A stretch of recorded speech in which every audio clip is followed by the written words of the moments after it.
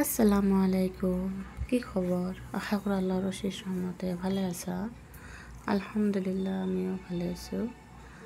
আজি এই চিকেনৰ ৰেচিপিটো শ্বেয়াৰ কৰিছোঁ আপোনালোকৰ লগত। মই কি ধৰণে চিকেন বনাওঁ, এনেকৈ বনাই খালে বহুতে মজা লাগে। এইখিনি আৰু সেইকাৰণে লৈ আহিছোঁ আপোনাৰ তাতে। আগতে মেৰিনেশ্যন কৰি ৰাখিছোঁ চিকেনখিনি 1 কিলোমান। ইয়াতে আদা, ৰহুন, জলকীয়া আৰু অলপমান টমেটো দি পেষ্টটো বনাই লৈছোঁ। তাতে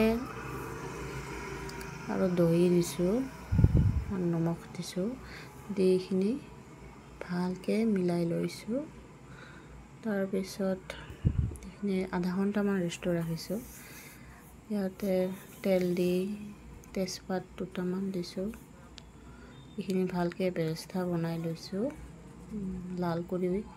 তাতে ধনিয়া পাউডাৰ আৰু মিৰ্চি পাউডাৰ আৰু এইখিনি পেষ্টখিনি যে আছিল এইখিনি অলপ তাতে দি দিছোঁ ৰহুনৰ। তাতে হালধি পাউডাৰ দিলোঁ, এইখিনি জিৰা পাউডাৰ, বেছিক মছলা এইখিনি লাৰি লাৰি ভালকৈ ভাজি ইয়াতে অলপমান পানী দিছিলোঁ। ইয়াতে 3টামান টমেটো কাটি দিছোঁ। ইয়াতে যিখিনি মেৰিনেশ্যন কৰা আৰু চিকেনখিনি আছিল এইখিনি ঢালি দিলোঁ। তাৰপিছত এইখিনি ইয়াতে পানী ওলাই অলপমান দহি আৰু চিকেনৰ এইখিনি ভালকৈ ভাজি ল'ব লাগে। ভালকৈ ভাজি লাৰি লাৰি পানীখিনি শুকাই ভাজা কৰিছোঁ।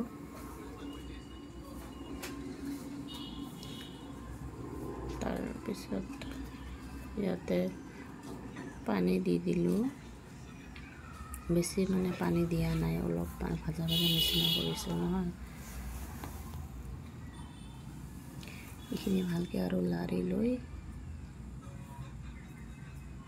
বিৰাটেই মজা লাগিছিল খাবলৈ বহুতে। এইখিনি চিকেন মছলা দি দিলোঁ লাষ্টত। অলপ বেছি চিম্পল ধৰণে বনাইছোঁ।